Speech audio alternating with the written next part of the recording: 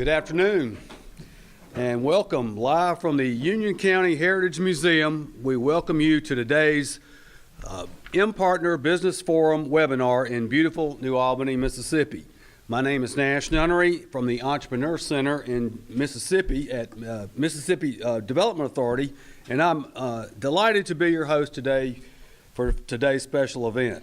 It's not much light in here. I'm having trouble reading because I'm pretty much blind, but I will do the best I can. Today we're located at the Union County Heritage Museum, which is celebrating its 27th anniversary this year. The awe-inspiring museum boasts 5 galleries and a gift shop and is situated 1 block from the birthplace of Nobel Prize winning author William Faulkner. We wish to thank the museum for their gracious hospitality and for hosting the MPartner Business Forum.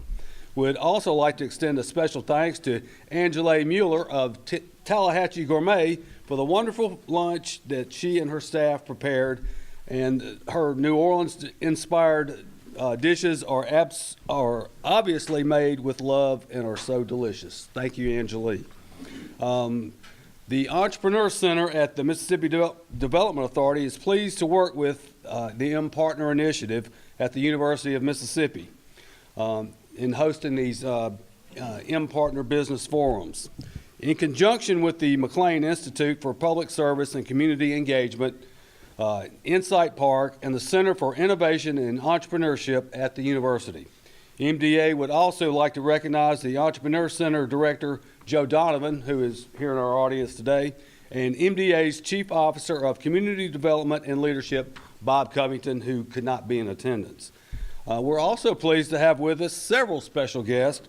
They're going to be presenting that are homegrown and hometown.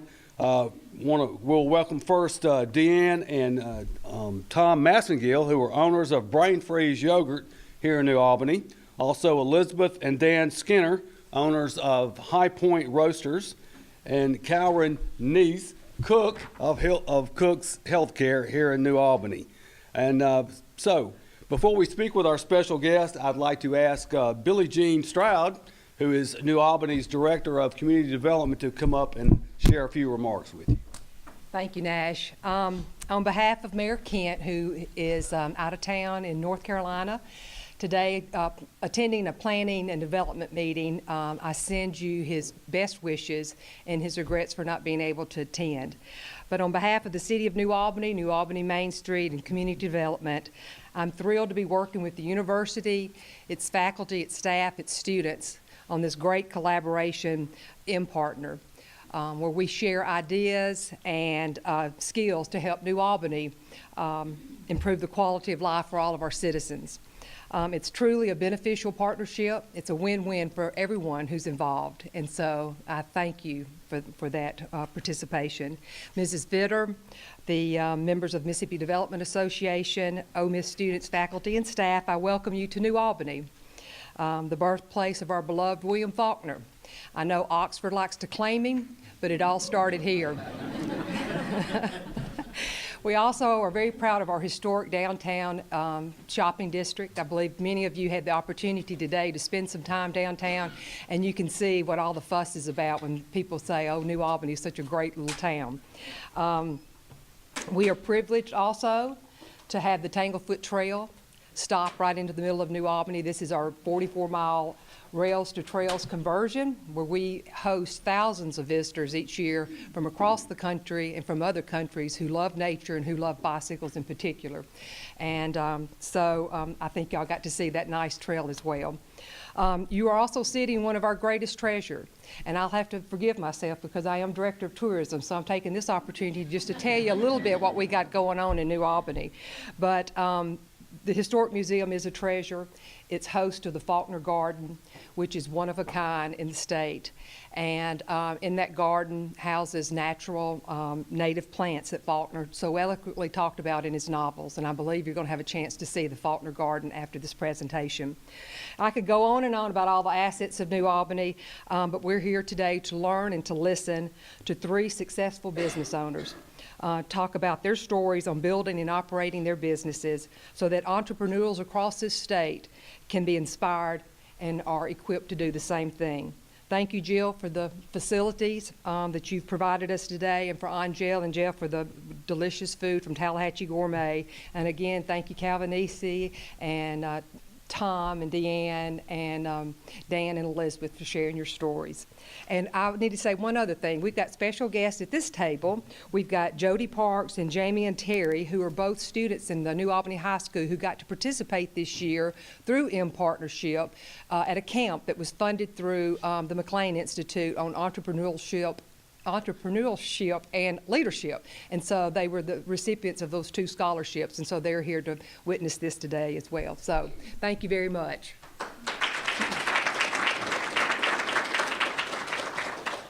Thank you, Billie Jean. We appreciate that. Again, there's not a whole lot of light in here.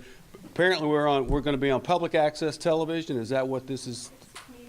Community television. Okay. Well, I have a face for radio, but anyway, we'll get on with it.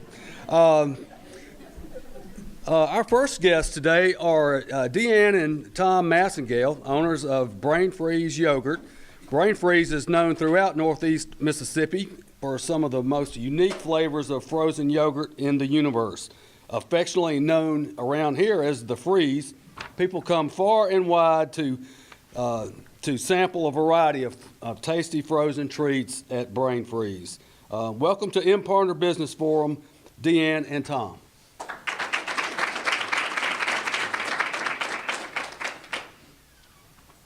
Well, I will say this, the good part about me going first is it's only going to get better as the day goes.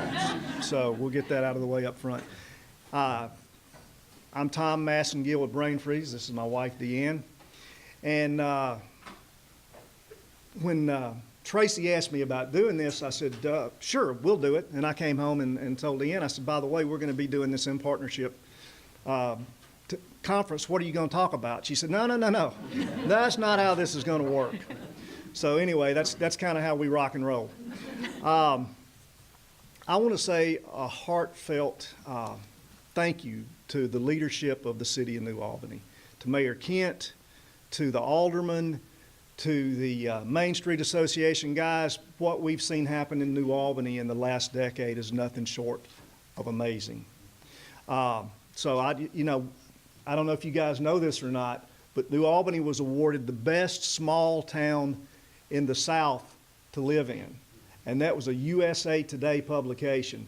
Guys, I'm telling you, that's an amazing thing. It runs from West Virginia to Texas and had Tennessee and Arkansas in it. How much better can it get than that? New Albany was rated the best place to be. And that is in direct proportion to our wonderful leadership, guys. New Albany needed to make a change a few years ago. There was a lot of stuff that needed to happen.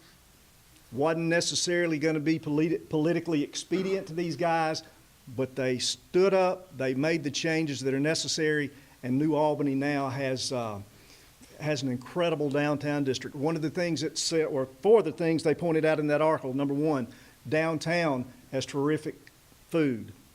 It had boutiques, it had clothing stores, and even included 1 old-time soda fountain. So I don't know if you guys have had a chance to check that out or not, but that's really cool. If you like Coke floats, that's the one place I know of in the South you can still get them. But I own a second business. I own a business called ASI, and we do business telephone systems, security systems, and we've been doing that since 1995. In 1996, we moved to downtown New Albany, not the Main Street district, but we were there for 3 years, and our building flooded. We were waist deep in water and mud in the building, so we had to move very quickly. So when we left there, we moved to the downtown area, and let me tell you the difference in 1999 and 2018. We could find space on the left side of the main road. We could find space on the right side of the main road that was available.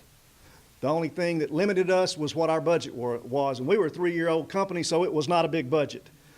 But, I mean, the downtown had really had issues. It was really on the decline. And about that same time, probably in the middle 90s, a couple of the business owners in town, and I'll give a shout out to Tommy Sappington and Billy Wiseman, started buying up some of these properties, and they started doing some facelifts and upgrading the property.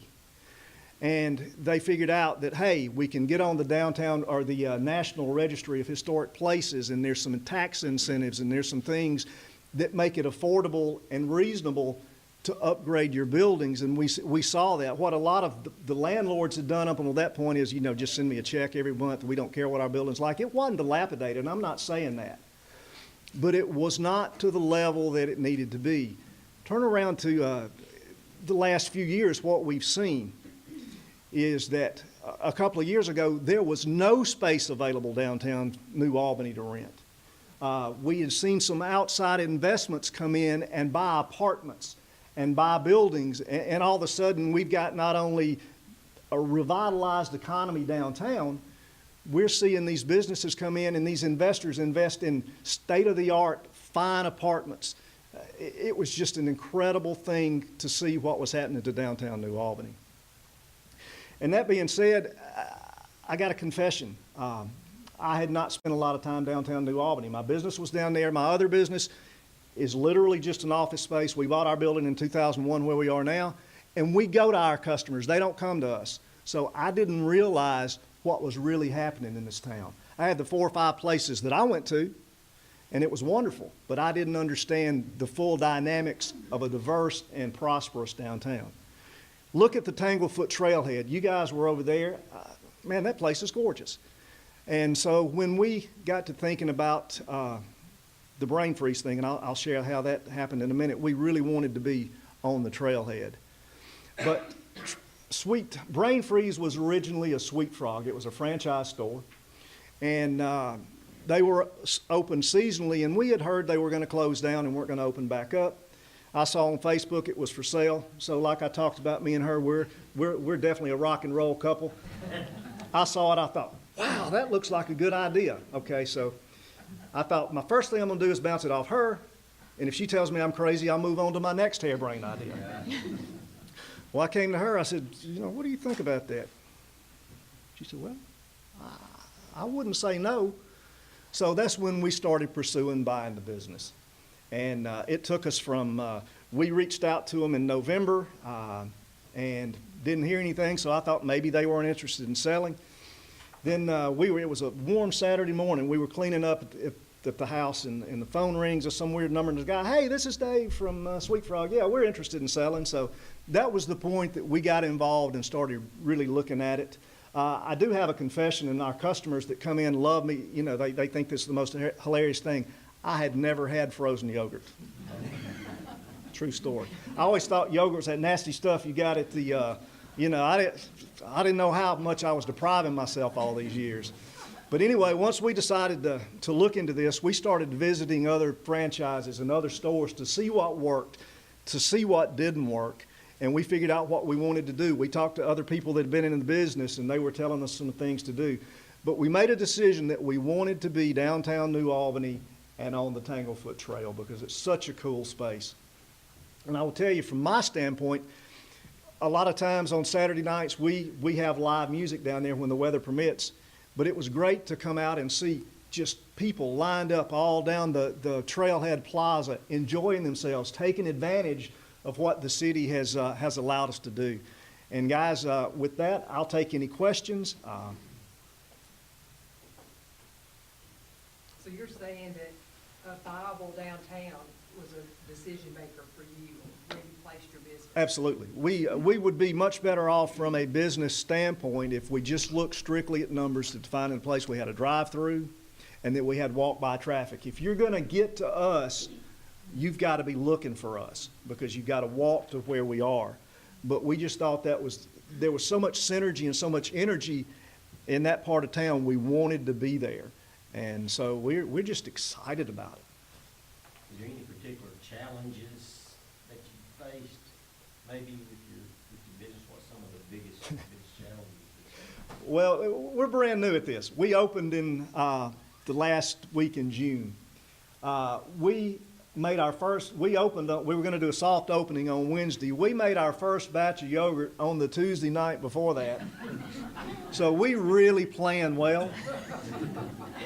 And what we thought would happen, they told us it was idiot-proof. You put the stuff in the machines do the work. So we were taking them at their word. We thought we'd have a nice, quiet, soft opening, have a few people come through the door. Well, it just so happened a friend of mine came through the door that worked as a news anchor for WTVA, which is a local TV station. So he posted on Facebook, Braintree's open, come by and check them out. The first week we were opened, we saw, well, we had sold over 2,000 cups of yogurt. Now, guys, let me tell you what, that's baptism by fire. And what we realized is that was a lot more work than what we were planning on, too. But, yeah, that was been the biggest challenge, is just really and truly wrapping our hands around what we had to do. Everything we're doing, we've got somebody that handles our Facebook, Instagram, and Twitter. And that's all the advertising we're doing. Well, we're doing some radio, but that's primarily the marketing that we're doing. No, ma'am. We looked at the franchise agreements, and we just felt like that it was pretty restrictive as to what you could do and how you could do it. So we really wanted to, make it or break it. We wanted it to be ours. We didn't want somebody else telling us what we had to do. So. How'd you come up with the name? Oh, another interesting story. In the middle of all this, while we're trying to decide, guys, you got to understand, we didn't know that we were going to be able to get it because we weren't sure if they were going to be able to get out from under the franchise. That was the big deal. That's what took so long. We would have been open in March if that hadn't happened. But she said, well, you know what? If this does happen, I know what we need to call it. She said, we need to name it Brain Freeze. I said, that's brilliant. Like I say, there's no doubt in this relationship who the brains are. None whatsoever. And the looks too, but that's another story. At this point, we don't really know because, like I say, we've been in it during the good times. So now we're going to have to become good business people because people have just flocked in to see us. So now we've got to figure that out. We hope that it's a year-round business. It may be that business drives it, that we are in fact a seasonal business. But at this point, we're hoping that we can get our hands around everything involved, that we can keep it open year-round. I'm sorry. What are some of the sustainable pieces that you guys have brought to your local business? I'm not really sure I understand exactly what you're asking. Sorry. Okay. For any of the yogurts or any of the flavors locally sourced, or Okay. are there special things? I got you. Products that you use? Yeah, when we started this, like I say, we started shopping for the absolute best possible yogurt. Some of the franchises use different brands, but we decided on a company out of Arkansas. Everybody told us it was absolutely the best yogurt. And if you look at the comments that we have on Facebook, that's what everybody says is, man, the yogurt's good. And we had one other thing that's very important to us, and that's cleanliness. We want to make sure that the store's clean. Look, we understand that yogurt is a luxury. You don't have to buy yogurt. So what we want to do is we want to make it good and consistent every time you come in. We have almost 60 toppings, which is incredible. And then we want you to be greeted with a smile, and we want people to enjoy it. We want it to be just a nice experience, because you don't have to spend that money with us, and we know that. There's 6 of us total, maybe 7, 6 or 7. That's her department. I defer all that to her. Thank you very much. Thank you for being here. DeAnn and Tom Massengill, y'all. Okay, next we have the Skinners, who own High Point Roasters here in New Albany, and they feature the highest quality of coffee available for both the coffee connoisseur and the wholesale coffee buyer. So we want to welcome them to the MPartner Business Forum, Elizabeth and Dan.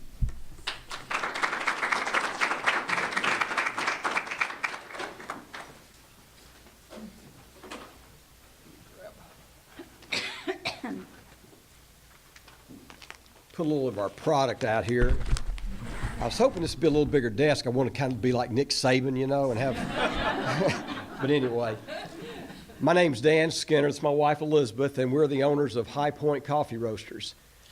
High Point Coffee Roasters, believe it or not, is the oldest coffee roastery in Mississippi. And when I started in 2004, I kind of researched it to see what the competition was. And the only other roaster I could find was in Greenville, but they were bought by a roaster in Baton Rouge and moved across the river.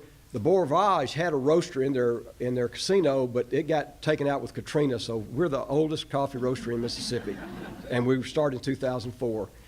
Now, I'd like to tell you that when I was a child, I dreamed of being a coffee roaster and just loved coffee, but actually, I never even drank coffee until I was about 30 years old, and I had no idea that this was the path I was going to take. I'm an engineer by trade, worked for several companies in New Albany. We moved here with Swaby Company, who went out of business, and then we worked for Denton Mills, who went out of business, and then for Piper, who went out of business. So anyway, I guess people, when they hire me, you think, well, they're going out of business, but not necessarily. I'm not much of a risk taker, and really this business is really a blessing from the Lord. I worked at a company called Piper Impact, and I thought I'd retire there. We were making airbag canisters that housed the propellant that inflated airbags, and we couldn't sell enough. That company was going crazy. It was privately owned. They sold, and the company that bought them they didn't do too well with it. But anyway, one day I went in and they said, "We don't need you anymore." I was unemployed, never had been unemployed, and that was kind of scary. Moped around for a few months, didn't know what I was going to do, and I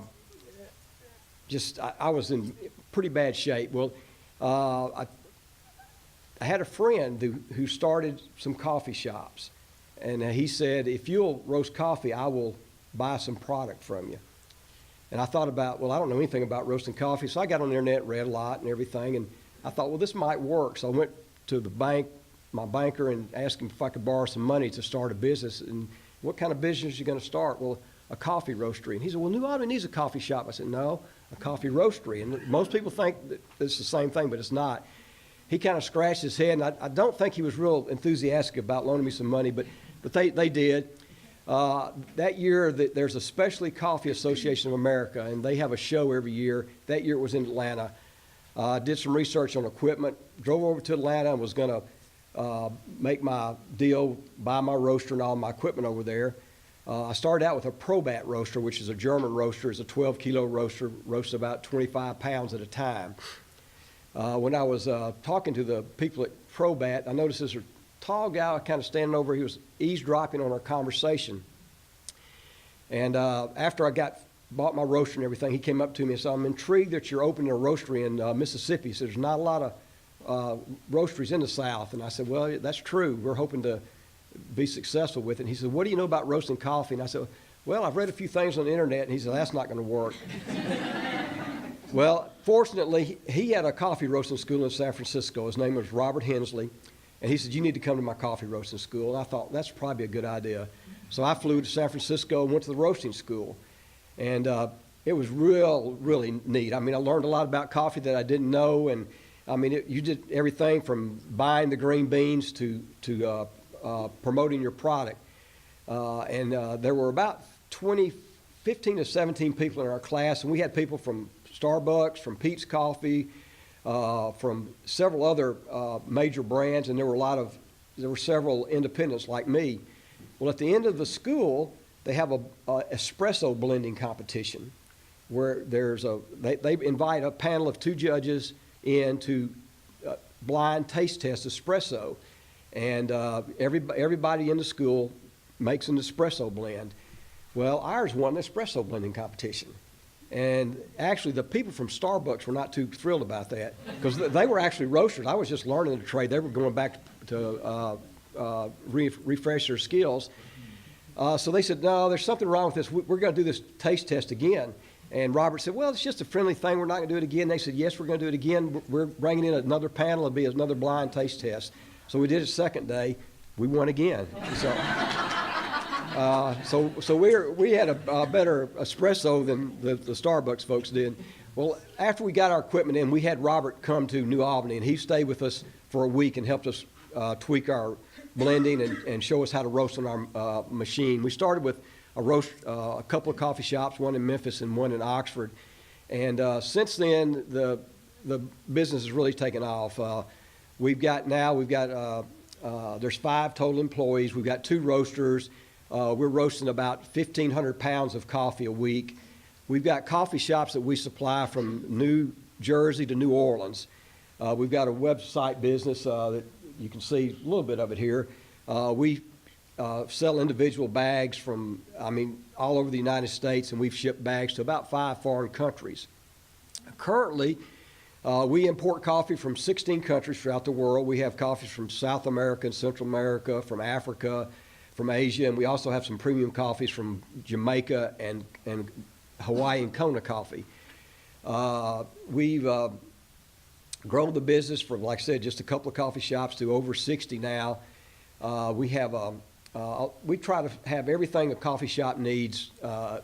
We have cups, lids, syrup, sauces, frappe mixes, just anything a coffee shop needs but food products. We don't have any kind of food product. The business has kind of built up on itself. I didn't know anything about it, and when I first got in it, I didn't really know where we're going or how we'd get there. We have done a little advertising, but most of our advertising is word of mouth. We've had people from several states that would come in and ask us about our business. They said, well, I said, how did you find out about us? They said, oh, we were in a coffee shop in North Carolina, and they told us that they're buying your coffee. We were coming through. It amazes me where people have come from and stopped by. About, a year or two ago, Sean Johnson put us on the Google search thing. I'm not even sure what that does, but when you type in New Albany, we're one of the things to do in New Albany.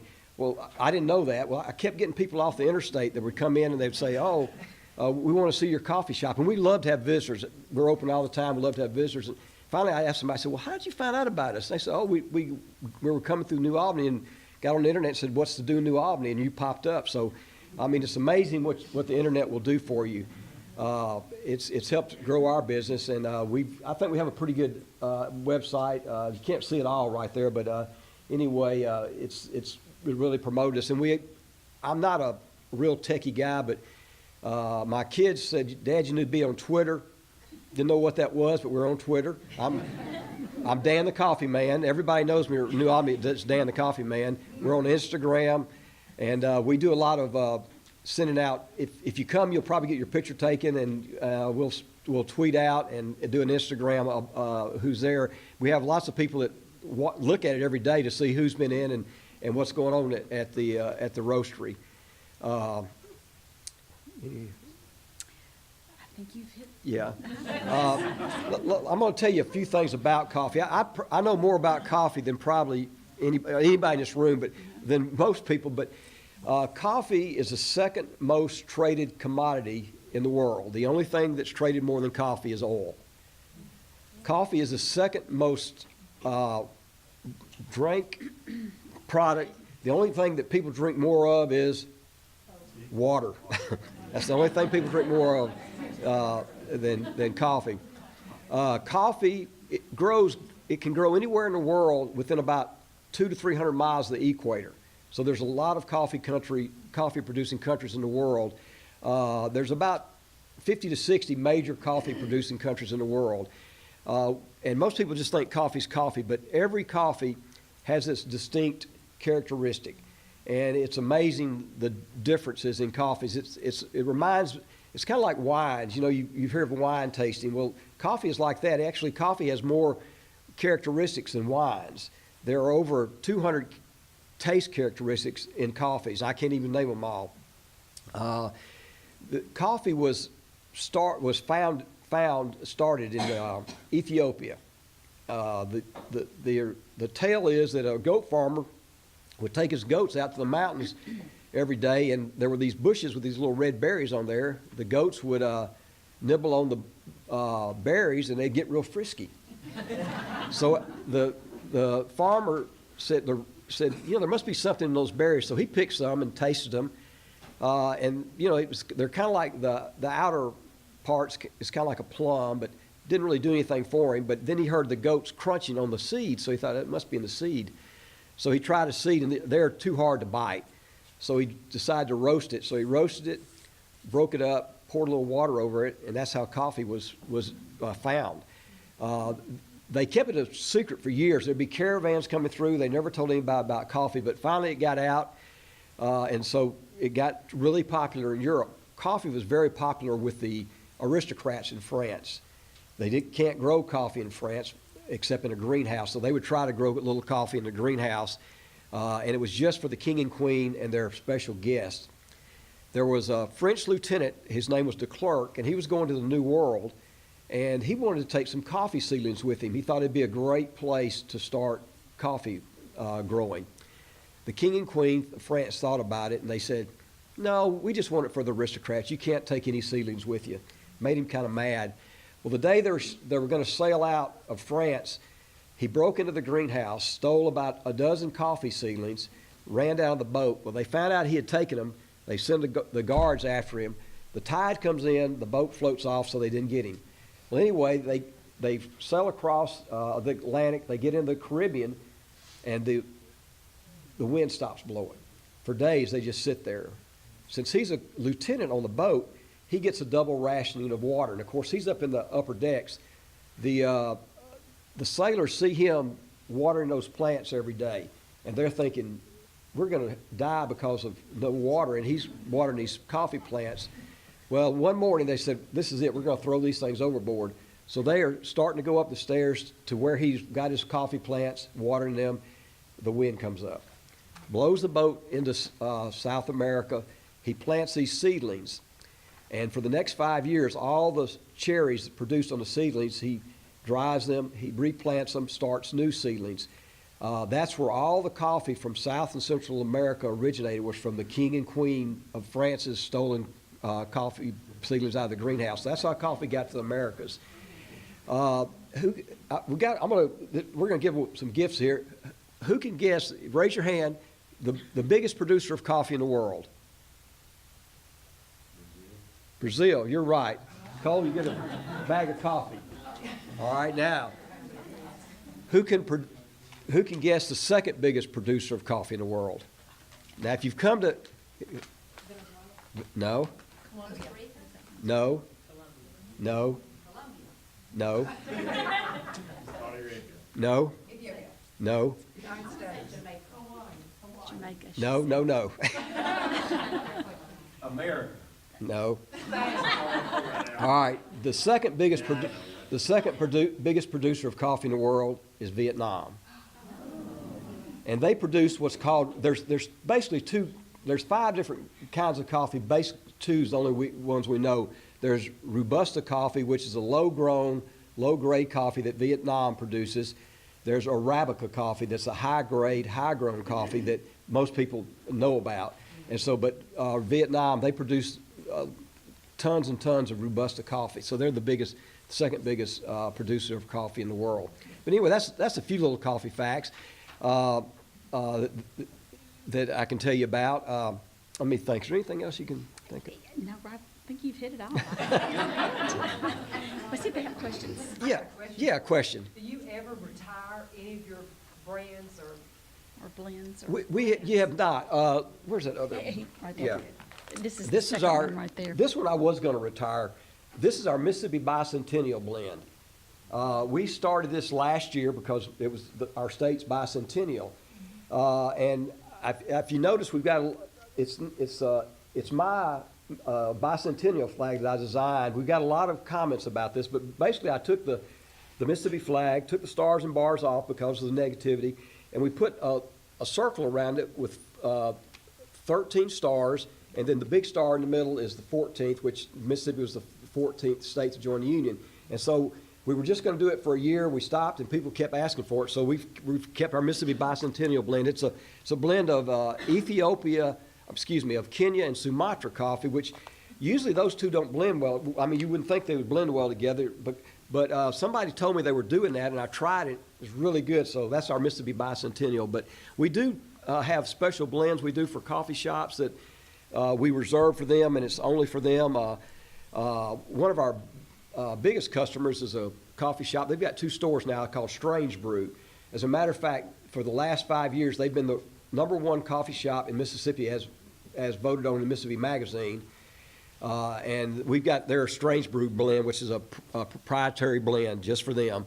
But anyways, and we do have some others. And last year in Tupelo, the 3 of the top 5 rated coffee shops in Tupelo were supplied by us. So we've got some pretty good press out of that. But that's a good question. Any other questions? Yeah. How did you come up with High Point? Well,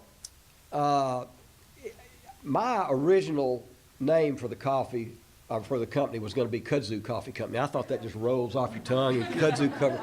But somebody said, well, the best coffees grow at the highest point of the mountain. So we went with High Point, and so that's how I kind of came up with High Point Coffee. Yep. Yeah, Pam. Hey, Dan, I've never tried your coffee because I hate coffee. Okay. But do you ever do a tasting?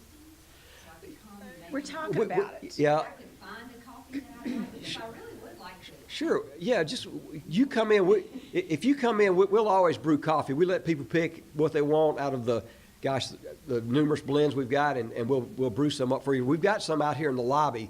It's the New Albany blend, which is a blend of Brazil and Colombia, and you're welcome to try that. But there is some coffee you'll like. And Pam, the first time I really tasted coffee was Javalier coffee, which is a premium coffee. And we were at a dinner, and they offered coffee after the dinner, and I said, well, I'll take a cup. And I tasted it. I thought, whoa, this is strong. And then I said, wait a minute, this is what coffee's supposed to taste like. I mean, when you get a lot of this convenience store coffee, it doesn't have much flavor, but I mean, a good cup of coffee, and you really don't. A lot of people that use cream and sugar will just drink it black because it's not bitter. It's smooth, and it's got a real good taste to it. We'll fix you up, Pam. You come by. Dan, do you have a favorite? You know, people ask me that all the time, and I've got a real smart aleck answer. So here, I usually pick up a cup and I say, it's the one I'm drinking right now. But I do have some favorites. My favorite blend that we have is one called Mocha Java.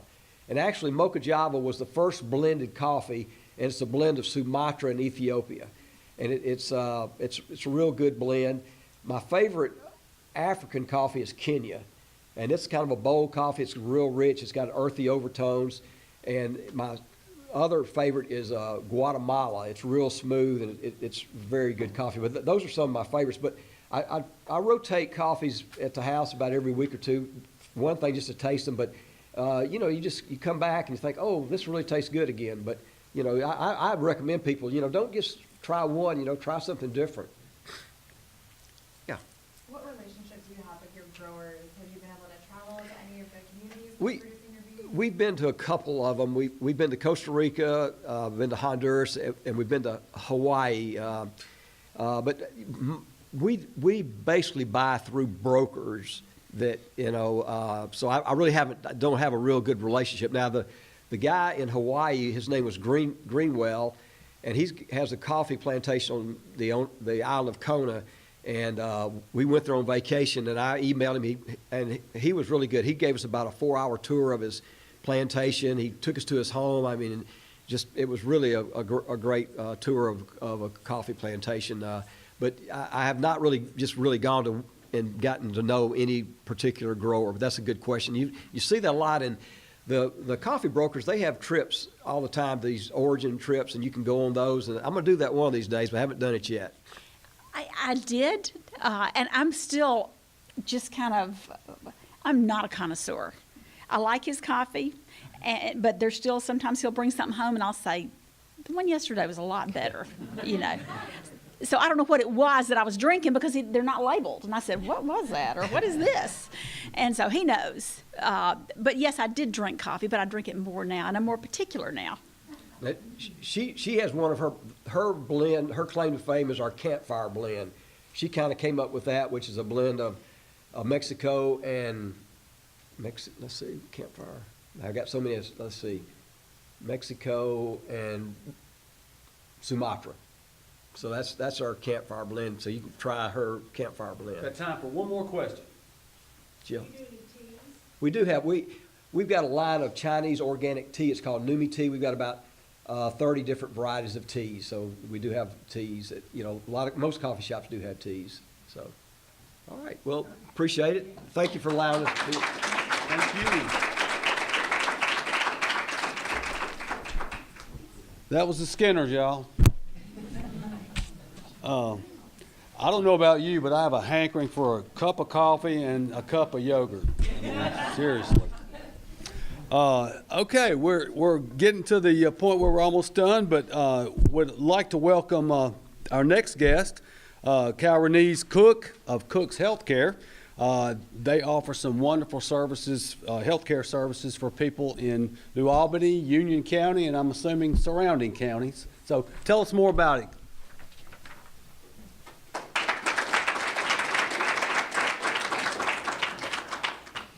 Good afternoon. As they say, my name is Callrenease Cook, and I want to start off with my story, and then I'll bring you all the way up. I'm a little nervous. Sometimes I get a little nervous till I get off in there. Then once I get in there, I'm good. But in 2011 was the very first time that I opened my company. And back then, we was not doing what we're doing now.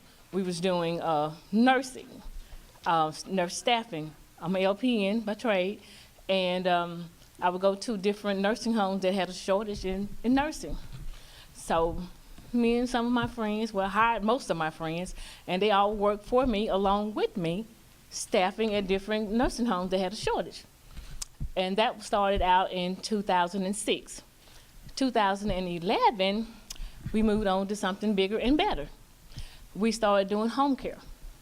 We got our provider for Medicaid, and we started doing PCS, which is personal care assistant, and respite for the elderly and disabled. Well, at that time, we only had like 1 or 2 clients, and they were the worst clients that nobody else wanted. So we took those clients and made those clients the best clients. We went from, in 2011 to today, from that 1 or 2 bad clients, now we have over 500 clients that we see in the whole north part of Mississippi. We also do the respite. Respite, which if you don't know, is to give the caregiver relief. If you have a mom or dad and you're trying to work and take care of them in your home or in their home, we will come in and give you relief to go to work, to go shopping, to go have a day for you, and Medicaid will pay for it. So then we went on from that. Then in 2018, well, we opened up really in 2017. We have an adult daycare center for the elderly and disabled. If you can see, this is our building that's on the screen that we are so proud of and that God gave it to us. But before I get there, this all started as a dream. It started as a dream, as in God kept giving me these dreams of this beautiful building that He wanted me to build, which I couldn't afford. At least I didn't think I could. And He kept giving me these dreams, and I'm like, Lord, I just can't do this because that takes a lot of money, and I don't know anybody, and I'm new here because I'm actually from Benton County. And so He wouldn't stop the dreams. So I got up 2 o'clock in the morning, went in my kitchen, and I started writing down, drawing what I saw. Of course, it didn't really look like what I saw because I'm not an artist, but I mean, to me, it was what I saw. And I was told, you need to go and talk to somebody about this. I said, I don't know who to talk to. So Miss Jennifer Jones, she told me, she said, well, you need to see Denote Martin. I said, now how do I see him and what do he look like? Because I didn't know him. And so she said, well, you need to go to the Minority Pool Alliance in Tupelo, and there you will meet him. So I did. I talked to Mr. Martin, and I told him what I wanted to do. And he said, I'm sorry. He said, but I am retired, and I'm not doing that anymore. I said, well, before you say no, please pray about it. He said, okay, I will.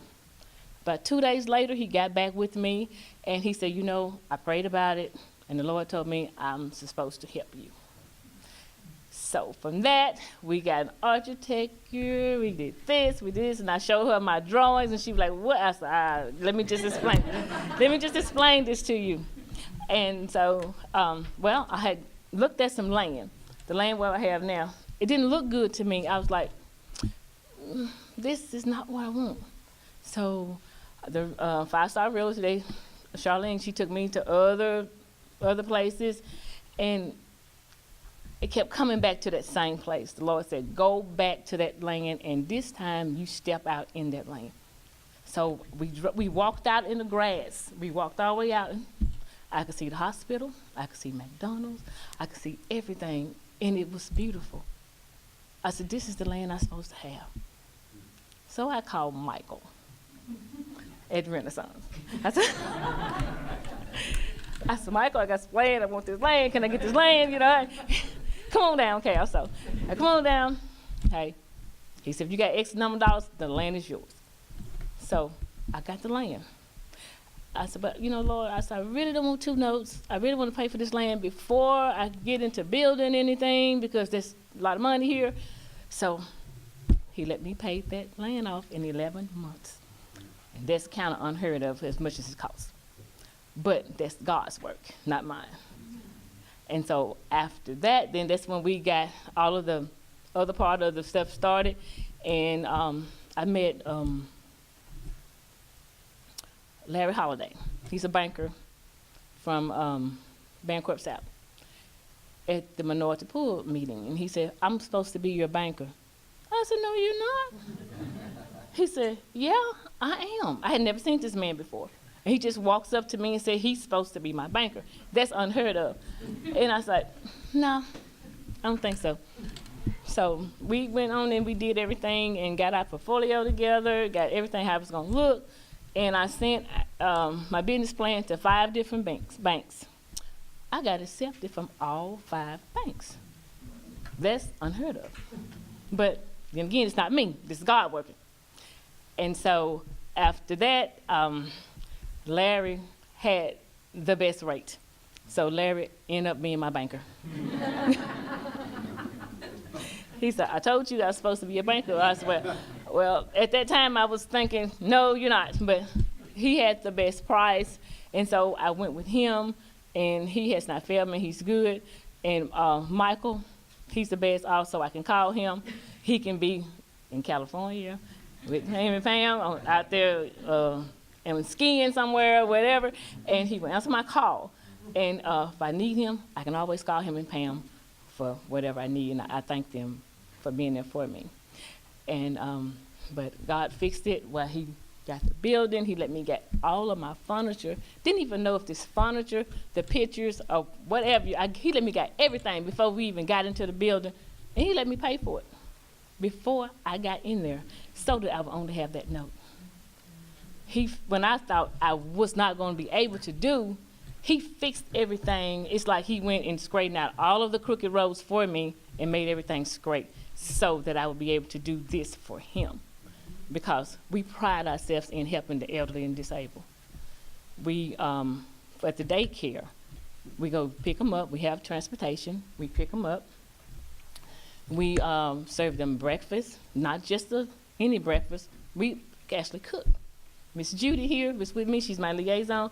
And she also is our cook, bus driver, and my best friend, and a whole bunch of more. But I thank God for her, too.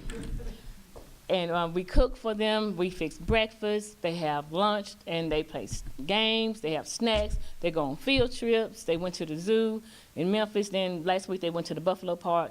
And I think tomorrow they're supposed to go to, we can't go. We were supposed to go. We had to reschedule to the museum, the automobile museum in Tupelo. But they go somewhere just about every week, and that gets them out the house and let them socialize with other people. Because when you sit at home and you're alone, just looking at the walls, and you just get depressed. Sometimes you may take your medicine, sometimes you may not. And we're going to remind you to take that medicine.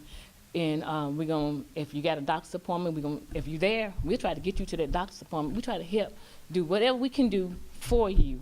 So it'll make it easier on you and on your caregivers, because all the time they can't get off their jobs to do things, and then you get a point or you get something. If you don't own your own business, then we'll do our best to help you with that. But in our home care, Like I said, we have over 500 and some clients that we see. I have 175 workers that work for me. Sometimes there's a lot of attitudes, but we manage. And I just about know everybody. I do know everybody by name. I listen to them. I'm a counselor. I'm a nurse. I kind of got a lot of hats, but I love what I do. It's not a job. It's a hobby for me. And if you find something that you love doing, you'll never work a day in your life. You know, if they call me, I'll answer. If you call my cell phone, which I don't want you to have it, but if you got it, you know, if I text you something, you're going to keep it. And so then you're going to use that later, which is fine. And but I love what I do. And we take care of them in the home. Some people get 7 days a week. Some get 2 days a week. Some get 1 day a week. But whatever day they get, we try to find somebody that's fit for that person to take care of them and their needs. And I want to thank you all for having me here. Thank y'all for letting me speak. And just thank you all for thinking of me, because you could have got somebody else. And I appreciate that. Hey, Cal, if you had a potential client, though, y'all would come and pick them up, Oh, yes. and then they'll come back to your facility, and then do they just like sit in a TV room, or do they play cards, or kind of what's the typical day? Typical day is when they get there. First thing they do, they have their little conversation with their coffee and everything. Some of them read the newspaper. From that, they have breakfast. Then from that, according to what day it is, you have Bible class, you exercise, then you can play games. Then after that, sometimes we go out, we have a patio. If you've seen on there, we have a patio. And they'll go out and sit on the patio, and we have toss game. They go out and they play toss. They, any kind of game from Wii all the way down, we have it. And they play it. And yes, ma'am. Aren't you gonna host an event tomorrow, about? SCORE. We will. We'll be hosting SCORE tomorrow. It's for entrepreneurs, but if you're thinking about or you want to start a business, you need to get with us with that, because we can help you. Miss Jean back there, she's a part of SCORE. And, you know, it's a lot of people don't know about SCORE. But if you come and be with us, you can learn more about it. And if you have a business and you want your business to grow, we can help you with that also. Time for one more question. Can you tell about your event center that funds the activities for Daycare? We do have an event center that it's actually named after my mom, Mary Kay Smith. She died from cancer 20-some years ago, and so I named that after her. And we do rent it out for a small donation fee, and that fee helps our clients get to go on field trips, get to have this, yes, anything that they got a Christmas list. We already asked them about their Christmas list. This is going to afford them to get whatever they got on this list. We're going to do our best to get it for them, because they ask for the simplest things. Somebody just wants some warm socks or a hat or a jacket. Well, we take for granted, or a pair of shoes, because their shoes have a hole in it, because they only get paid once a month. Tennis balls on the wall. Yeah, tennis balls on the walker. They ain't asking for much, and we're going to try to do the best that we can to get them what they need. Outstanding. Thank you so much, Callrenease. Yeah.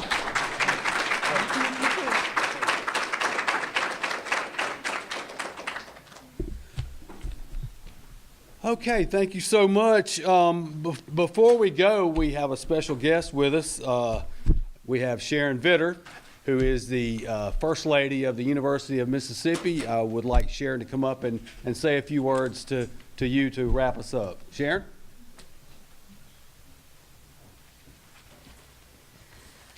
Wow, what a great luncheon and inspiring businesses and things going on here in Albany. So on behalf of the University of Mississippi, I would like to thank y'all for hosting us today. And as we tell our students, it's a privilege to be able to come into the community, and it's an honor to be here. Today's business forum is an example of how bringing stakeholders together to exchange perspective and ideas that can give us insights into approach challenges with different perspectives and new ideas. Today we heard inspiring stories, about how individuals can contribute to the community revitalization. And we want to thank you all for being a part of the conversation and for contributing your ideas and insights to MPartner. I'd like to take this time to thank the different people. Mayor Kent couldn't be here, but thank you for filling in for him, Billie Jean. I'd like to thank Tom and DeAnn Massengill from Brain Freeze. Enjoyed hearing your story. Deanna and Elizabeth Skinner, High Point Roasters. I'm going to come by and get some of your coffee. Sumatra's my favorite. Callrenease Cal Cook. I heard Billie Jean call you Cal, so I'm going to go with that. Cook's Healthcare, thank you for that insight. And so the SCORE program that you're talking about, I think just having this conversation, you hear about so many different things that are going on and how the synergy of getting the entrepreneurs together to make things happen in the community is really great. Angel from Tallahatchie Gourmet, I've only known her by her first name, kind of like Beyonce, Kanye, Jay-Z, so shout out to her, we real love her. Jill Smith from Union County Heritage Museum, beautiful place here, and I guess we get to tour it in a few minutes. Nash Nunnery from MDA, and Joe isn't here today.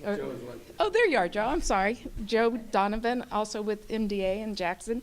And, of course, I can't not fail to mention J.R. Love, Michaela Cook, and Laura Martin from the people at the university who are helping MPartner move forward with the help of the McLean Institute. So thank you, and really enjoyed being here.